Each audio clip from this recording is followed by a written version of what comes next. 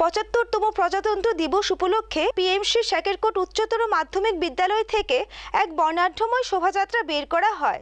শুক্রবার বিদ্যালয়ের এই শোভাযাত্রা থেকে সংবিধানের প্রতিটি অক্ষর সঠিকভাবে পালনের বার্তা দেয় ছাত্রছাত্রীরা। ৭৫তম প্রজাতন্ত্র দিবস উপলক্ষে পিএমসি শেকেরকোট উচ্চতর মাধ্যমিক বিদ্যালয় প্রাঙ্গণ থেকে একটি শোভাযাত্রা বের করা হয়।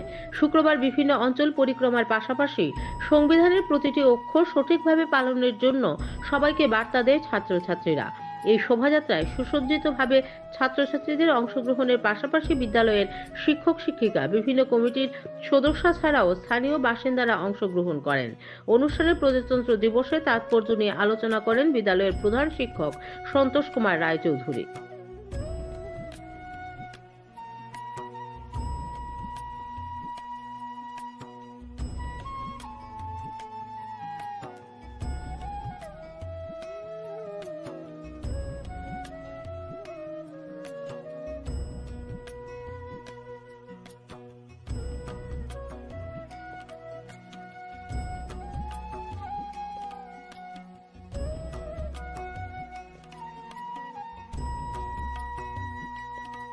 আজ ৭৫তম প্রজাতন্ত্র দিবস উপলক্ষে আমাদের বিদ্যালয়ের ছাত্রছাত্রী, শিক্ষক শিক্ষিকা, বিদ্যালয় পরিচালন কমিটির অভিভাবক অভিভাবিকেরা মিলে আমরা একটা বর্ণাঢ্য শোভাযাত্রা বের করছি।